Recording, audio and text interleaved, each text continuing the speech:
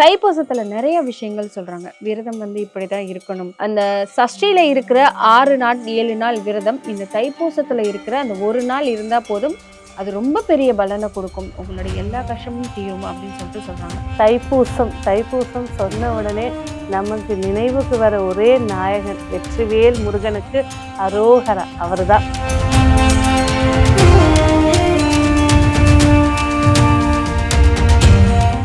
First இந்த தைப்பூச விரதம் அப்படிங்கிறது பார்த்தீங்கன்னா ஆரம்ப கட்டத்தில் 108 நாள்லேருந்து முன்னாடியிலேருந்து இருக்க ஆரம்பிப்பாங்க. அடுத்து 90 நாள், 48 நாள், டிசம்பர் 25லேருந்து ஸ்டார்ட் பண்ணியிருப்பாங்க. அடுத்து 9 நாள், 7 நாள், இதெல்லாம் முடியாதவங்க அன்னைக்கு ஒரு நாள் விரதம் இருக்கிறது வழக்கமாக இருக்கக்கூடியது.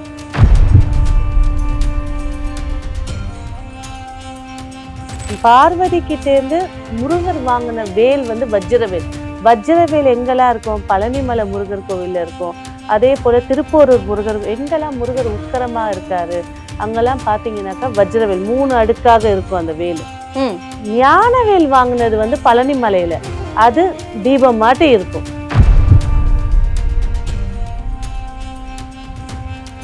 இப்ப இந்த வேல் வாங்குதல் அப்படின்றது எங்க வேணும்னாலும் வாங்கிக்கலாம். ஆனா அதற்குன்னு உண்டான அளவுகள் இருக்கு. கோவில்ல வைக்கும் போது 6 அடி வைப்பாங்க, 12 அடி வைப்பாங்க, விஸ்வரூபமா வைப்பாங்க. ஆனா வீட்டுல வைக்கும் போது இந்த அளவு தாண்டி வைக்க கூடாது.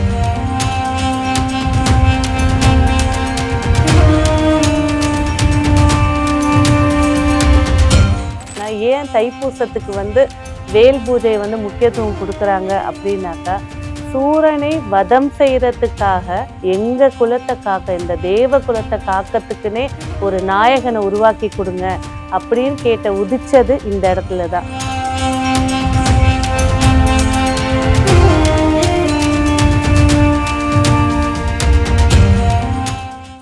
வணக்கம் மக்களே. இன்னைக்கு ஆன்மீகவல் நிகழ்ச்சியில யாரை சந்திச்சு பேச போறோம்னா, நம்ம எல்லாருக்கும் தெரிஞ்ச டாக்டர் ரேவதி ராஜேஷ் கண்ணா அவங்க கிட்ட தைப்பூசத்தை பத்தின சிறப்பான விஷயங்களை கேட்டு தெரிஞ்சுக்கலாம். வாங்க. வணக்கம் மேம். வணக்கம்.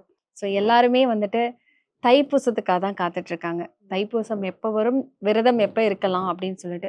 தைப்பூசத்துல நிறைய விஷயங்கள் சொல்றாங்க. விரதம் இப்படிதான் இருக்கணும், ஒரு நாள் இருக்கலாம். அந்த சஷ்டியில இருக்கிற 6 நாள் 7 நாள் விரதம் இந்த தைப்பூசத்துல இருக்கிற அந்த ஒரு நாள் இருந்தா போதும். அது ரொம்ப பெரிய பலனை கொடுக்கும். உங்களுடைய எல்லா கஷ்டமும் தீரும் அப்படின்னு சொல்றாங்க. ஸோ அதை பத்தின ஒரு தெளிவான விளக்கம் சொல்லுங்க. தைப்பூசம் சொன்ன உடனே நமக்கு நினைவுக்கு வர ஒரே நாயகன் வெற்றிவேல் முருகனுக்கு அரோகரா. அவர்தான். முருகர் தான் ஃபர்ஸ்ட் நம்மளுக்கு ஞாபகம் வர்றது. ஆனா இந்த தைப்பூசத்துல நிறைய ரகசியங்கள் இருக்கு.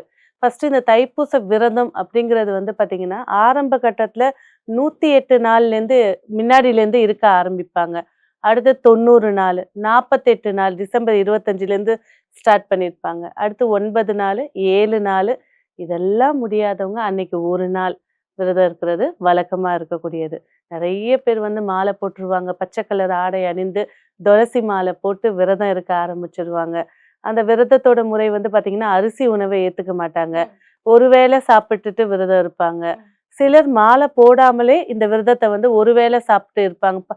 பழங்கள் சாப்பிட்டு, அடுப்புல வைக்காதது இயற்கையா கிடைக்கிறத வச்சு சாப்பிட்டுட்டு இருப்பாங்க. இதுதான் இந்த விரதத்தோடைய முறை. வீட்டுல பாத்தீங்கன்னாக்கா பூஜை முறைகள் இதெல்லாம் நிறைய நடக்கும். வேல் மாறல் படிப்பாங்க, வேல் பூஜை செய்வாங்க. அதாவது வேலு அப்படின்னு சொல்லும் போது பாத்தீங்கன்னா ஏன் தைப்பூசத்துக்கு வேல் பூஜை முக்கியத்துவம் கொடுக்குறாங்க அப்படின்னாக்கா, சூரனை வதம் செய்யறதுக்காக, அதாவது இதோட ஆதியிலேருந்து எடுக்கணும் அப்படின்னாக்கா, நவகிரகங்கள்ல வர்ணதேவன்லேருந்து நவகிரகங்களை ரொம்ப ஆளுமை பிடிச்சிட்டு இருந்தவங்க இந்த சூரனும் சிங்கமுகமும் இந்த அரக்கர்களும். ரொம்ப துன்புறுத்தினா அவங்க போய் வேண்டுதல் வச்சது சிவபெருமான் கிட்டதான். எங்க குலத்தை காக்க, இந்த தேவ குலத்தை காக்கிறதுக்குன்னே ஒரு நாயகனை உருவாக்கி கொடுங்க அப்படின்னு கேட்ட உதிச்சது இந்த இடத்துலதான். ஸோ அதுக்கு நம்ம சூரனுக்கு தான் நன்றி சொல்லணும். அவன் பண்ண அட்டகாசத்தினாலதான் முருகர்ன்ற ஒரு அவதாரமே வெளியில வந்தது. அப்ப போய் தேவர்கள் கேட்ட உடனே சிவபெருமானுடைய ஒரு ஆணுக்கு பிறந்த ஆண்மகன் தன்னுடைய அக்னி சக்தி மூலியமாக உதித்த குழந்தை தான் முருகர். இப்போ ஒரு விஷயம் சொல்றாங்கல்ல, முருகனுக்கு வந்துட்டு தைப்பூசத்தன்னைக்கு தான் வேல் கிடைச்சது. ஆமா, அந்த சூரனை சம்ஹாரம் பண்றதுக்கு தைப்பூசத்தன்னைக்கு தான் வந்து பார்வதி தேவி வந்துட்டு அந்த வேலை அவங்க கையில குடுத்தாங்கன்னு சொல்றாங்களே, அந்த கதை எப்படி மேம்? அதுதான். சோ இதுக்கு அடுத்த நிலையா 6 குழந்தைகளை பார்த்தானே பார்வதி தாய்மை உள்ளம் போட்டு கட்டி அணைச்சுக்கிறா.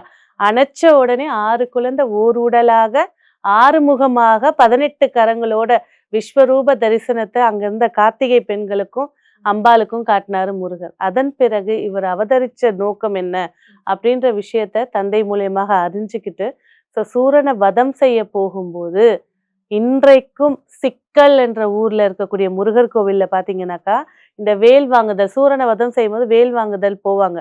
அப்ப முருகருடைய சிலையிலிருந்து அவ்வளோ வேர்வை துளி வருமா, அந்த துணிக்கு அவ்வளோ பேர் வெயிட் பண்ணிட்டு இருப்பாங்க. அந்த வேலை அம்பாள் கையிலேருந்து வாங்குறதுக்கு முருகரோட உடம்பெல்லாம் வேர்த்து கொட்டிருமா இன்னமும். ஆமா, அம்மா பார்க்கும்போது இன்னமும் அந்த அதிசயம் ஆன்மீகம் இருக்கு அப்படின்றத நிரூபிக்கிறதுக்கு இன்ன வரைக்கும் அது அந்த இடத்துல அந்த அற்புதங்கள் நடந்துட்டு இருக்கு.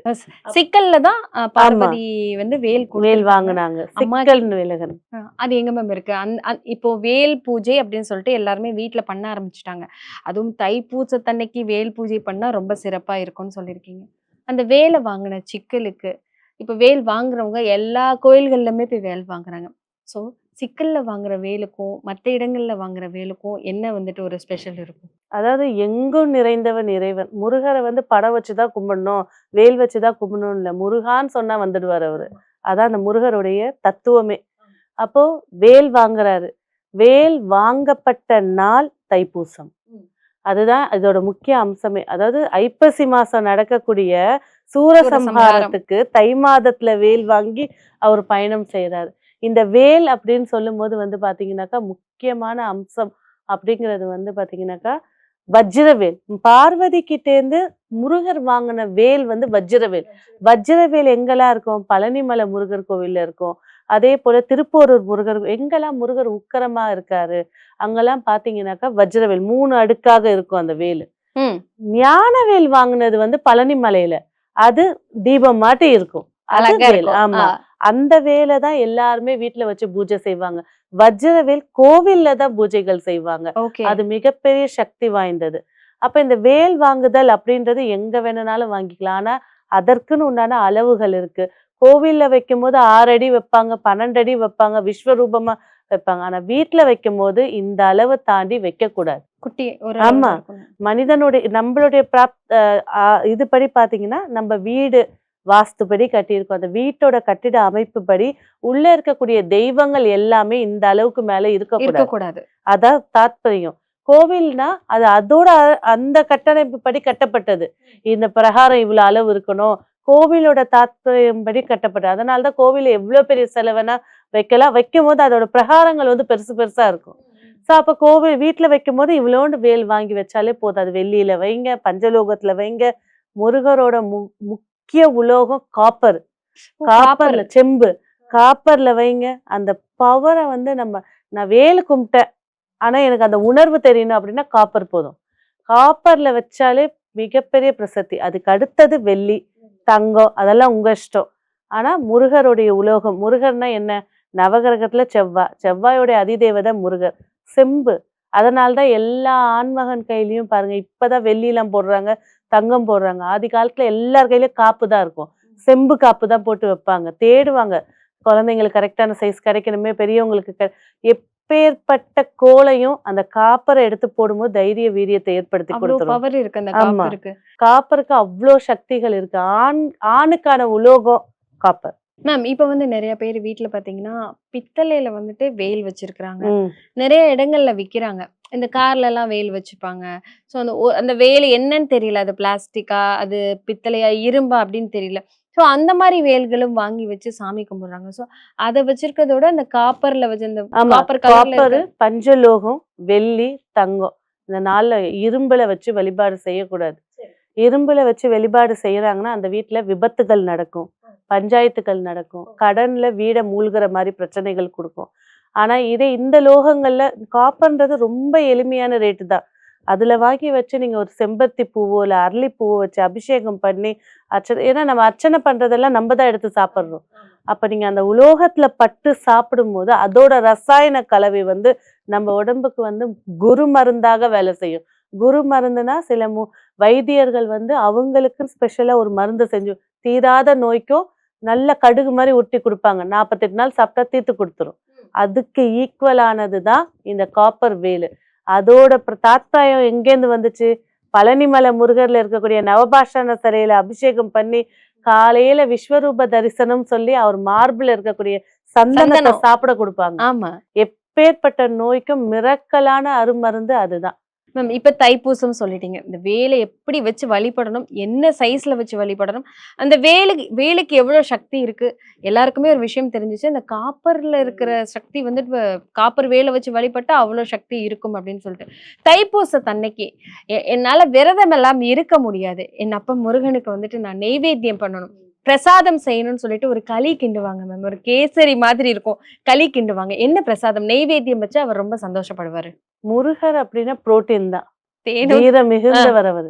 தினமாவு, தினமாவுல சில பேர் அல்வா கிண்டுவாங்க, சில பேர் தினமாவை நல்லா வறுத்து கழுவி வறுத்து ஆற வச்சு அரைச்சு அதை வந்து வேல் மாதிரி பண்ணி அதுக்கு நடுவுல நெய் ஊத்தி தீபம் ஏத்துவாங்க. அந்த தீபம் எரிஞ்சு முடிக்கிறதுக்குள்ள அப்படியே படபட படபட படபடன்னு நல்ல மொறு மொறு மொறுன்னு இருக்கும் அந்த அந்த தினமாவு. அதை சாப்பிடும் போதே குழந்தைங்க சண்டை போட்டுப்பாங்க. அவ்வளோ அதில் கொஞ்சம் நாட்டு வெல்லம் போட்டு ஏலக்காய் போட்டு அரைச்சி வைப்பாங்க. சிலர் வந்து இந்த தினமாவையே அல்வாவாகவும் செய்வாங்க. ஒரு சிலர் வந்து பார்த்தீங்கன்னாக்கா இந்த பச்சரிசியில வந்து பாயாசம் ஒன்று பண்ணுவாங்க, சேமியா பாயாசம். தைப்பூசத்துக்கு முதல் விஷயம் பாயாசம் தான். ஏன்னா பூரண நிலவு, சூரியன் மகரத்தில் இருக்க, சந்திரன் வந்து கடகத்தில் நிற்க, பூச நட்சத்திரத்துல நிற்கக்கூடியது, பௌர்ணமி திதியை இணைகிறது தான் இது. பூச நட்சத்திரம்ன்றது பல ரகசியங்கள் வாய்ந்தது. ஆதி காலத்துல இந்த உலகம் அப்படின்னு ஒரு உயிர், ஒரு ஈன்ற ஒரு உயிர் தோன்றியது பூச நட்சத்திரத்துல தான். உலகம் இயக்கம் ஆரம்பிச்சது பூச நட்சத்திரத்துல தான். ஆமா, அதே போலதான் இந்த பூச நட்சத்திரத்துல நவகிரகத்துல தனக்காரகன் ஞானக்காரகன் சொல்லக்கூடிய குரு பகவான் பிறந்த நட்சத்திரமும் அதுதான். அதனால்தான் பூசத்துக்கு நிறைய மகிமைகள் இருக்கு.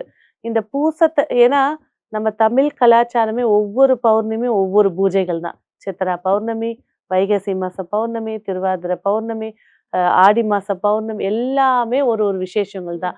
அதுல உத்தராயண காலம் பிறந்து ஃபர்ஸ்ட் வரக்கூடிய தை பௌர்ணமி ரொம்ப ரொம்ப ரொம்ப விசேஷமானது, முருகருக்குன்னு உகந்ததுன்னு எல்லாரும் ஒரு தரப்பு சொல்லிட்டு இருந்தாலும், இந்த முருகரிடமிருந்து தன்னுடைய தந்தை உபதேசம் பெற்ற நாளும் அப்பனுக்கு புத்தி பாடம் சொன்ன சுப்பையா, அந்த உபதேசம் நடந்ததும் இந்த தைப்பூசம் தான். அதனால்தான் குழந்தைகள் ஞானம் பெறணும், அறிவு வரணும், மறதி போகணும், நல்லா படிக்கணும் அப்படின்ற குழந்தைகள் எல்லாம் இன்னைக்கு முருகர் கோயிலுக்கு கூட்டிட்டு போவாங்க. 6 தீபங்களை அவங்க கையால ஏத்தி வழிபாடு செஞ்சு அங்க கோவில்ல கொடுக்கக்கூடிய பிரசாதங்களை சாப்பிட வச்சு, அந்த அரோகரா கோஷமே பத்தாது. கோவில் பிரசாதத்தை விட வரவங்க பிரசாதம். நீங்க தைப்பூசத்தன்னைக்கு அங்க போய் நில்லுங்க, காலையில 4:30 மணிலேருந்து முருகர் பிஸி ஆயிடுவாரு. பால் அபிஷேகம் ஊத்திக்கிட்டே இருப்பாங்க, முருகர் பிஸி தான், பாலை ஊத்திக்கிட்டே இருப்பாங்க. பால் அபிஷேகத்திலே தான் அவரை பார்க்கலாம், சூப்பரா இருக்கும். நிறைய பேரோட வம்ச விருத்தி, நிறைய பேரோட திருமண வாழ்க்கை, நிறைய பேருடைய ஏமாற்றம் துரோகத்தை சந்திச்சு வளர்ச்சி, இந்த 3 விஷயத்துக்கும் இந்த தைப்பூசத்துல வேண்டிக்கிட்டு அடுத்த வருஷம், இப்ப இந்த வருஷம் கோயில் போனா தெரியும், பால் காவடி, பன்னீர் காவடி, புஷ்ப காவடி, கிளி காவடி, பூக்கள் காவடி, குழந்தைய தொட்டில போட்டு காவடியா, குழந்தைய தொட்டில அவனை வேண்டி பெத்தது தானே. குழந்தை வரமே இல்ல, நீ தாயா தரணும்னு சொல்லி வேண்டி நீ கொடுத்த குழந்தைய உனக்கே காவடியா தூக்கிட்டு வந்து காட்டக்கூடிய காட்சி தான் அதெல்லாம். அதெல்லாம் பறவை காவடி, அழகு எல்லாம் குத்தி அந்த பறவை காவடிகள் அழகு குத்தி எலுமிச்சம்பழத்தை சொறி வைப்பாங்க. ஏன்னா சில துர்தேவதைகள் பூந்துரும் சொல்லிதான் முருகரை வேண்டி எலுமிச்சம்பழத்தை குத்தி வைப்பாங்க. சிலர் வேலை குத்தி தீயே நடப்பாங்க, தேரோட நடப்பாங்க. அவ்வளோ ஏன் அவ்வளோ கஷ்டப்படணும்? கேட்ட சன நேரத்துல கொடுத்தவர் அவரு. அது செய்யும் போது ஒருத்தர் முகத்துலயும் வலியும் இருக்காது, கஷ்டமும் இருக்காது.